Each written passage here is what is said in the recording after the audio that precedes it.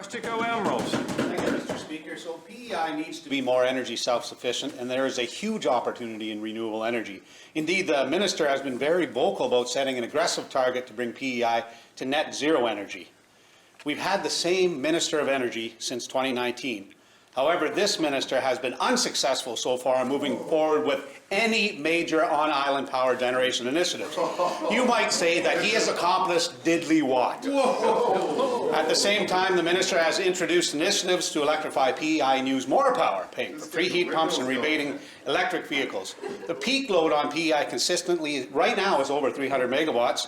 During the cold snap a year ago in February, the peak load was 393 megawatts, and our energy suppliers were close to the point of saying, we have no more power to send you.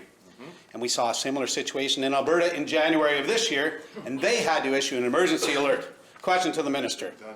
Do you have a plan, or will we see emergency alerts and brownouts in PEI when the day inevitably comes that we can't get enough energy to meet our energy needs? Minister of Environment, Energy and Climate Action. Well, thank you, Mr. Speaker. Lot to unpack there, I guess. We try our damnedest in here not to compare ourselves to Alberta, I'll tell you that for starts.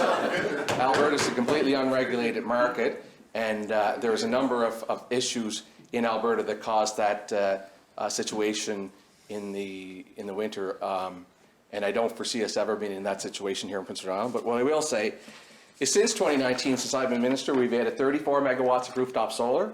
We've added 21.6 megawatts in Summerside with their solar project, another 10 megawatts of solar in Slemon Park. We produce, just on roofs, 20% of our peak load just on roofs here in Prince Edward Island. I'd say, Mr. Speaker, we're doing a hell of a job. The member for Rustico-Emerald. You want to know whether he's doing a good job, you just have to ask him, Mr. Speaker. At the same time, as we electrify island life, electricity rates are rising. Now, Maritime Electric, as we know, had huge costs related to Hurricane Fiona to the tune of over $37 million. Now, they've applied to IRAC to approve a massive loan at today's high interest rates that will be paid for by ratepayers. And added to the cost of the loan is the legislated requirement for them to pay out an over 9% shareholder return on a huge portion of this, again, on the backs of island ratepayers. But, Mr. Speaker, there is a better solution, one that I brought forward to the Minister before Maritime Electric applied for electricity rate increases. Government could loan the money to Maritime Electric through the PEI Energy Corp at significantly lower interest rates that government can get, and the requirement to pay the 9% shareholder return, much of it could be avoided.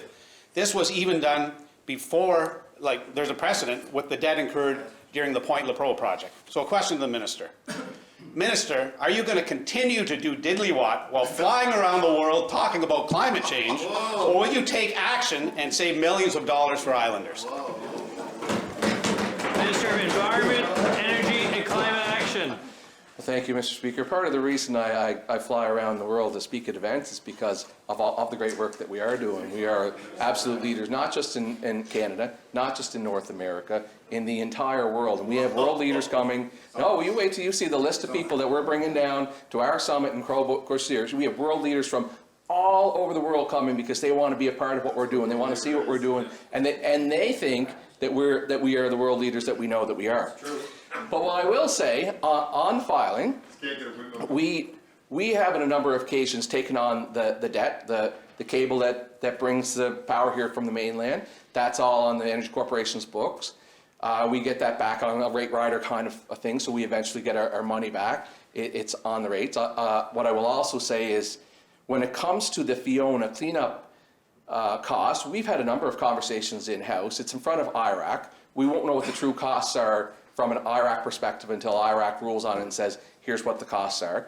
We're in every position to pay for 100% of that at any time that we want, but I don't know why we would jump in front now and pay it or offer to lend the money on it until IRAC has first said, this is in fact a true cost. If we were to go in right now and say, Maritime Electric will pay this, we'll owe you the money, it will give IRAC the impression that we're okay with that, and we want IRAC to go through the proper process and tell Islanders what the cleanup costs really are, and that's where we'll come in. Thank you, Mr. Speaker. Rustico-Emerald. Well, thank you, Mr. Speaker. And Mr. Speaker, we know that this is a minister that likes to take action, you know. He's been the minister almost 5 years. We've seen him, you know, take steps that other ministers are reluctant to take in the past. By the Premier's admission, this minister does what he wants. Because the minister has waited so long, Maritime Electric already has the application before IRAC, and now the minister says he wants that to be completed. But I think that he should consider intervening in these IRAC proceedings, as he's done before, to get a better deal for Islanders. At the very least, I would like to have him table some more details about his approach. So question to the minister, will you commit today to intervene in these proceedings and save millions of dollars for Islanders, or at least table your approach? The Minister of Environment, Energy and Climate Action. Well, I guess I could write my approach down in a napkin here and table it later, but it will be what I just told you, that we're at the point right now where this is in front of the regulator. We could intervene, but what would we say? That we don't agree that these are the costs? I mean, there's a whole component to the hearing that will determine whether or not that is the actual cost, or whether that cost should be paid on to Islanders. The part that you're probably most concerned about is the earning 9% on it. But what I've said here, like I've said in the last question, is when we know what the costs actually are, we will have a discussion on what's the best approach for government to protect the ratepayers. But I will say, Mr. Speaker, we are concerned. There's 3 rate increases in front of IRAC this year. There's this one. There's their general rate application, which we know rates will go up every year just because of the cost of doing business. And we have an ECAM one, and the ECAM one is a concerning one, and that's the cost of doing business, or that's the cost when there's an unaccounted energy that's needed for various reasons. In this case, it was because Point in the Pro was offline for a period of time.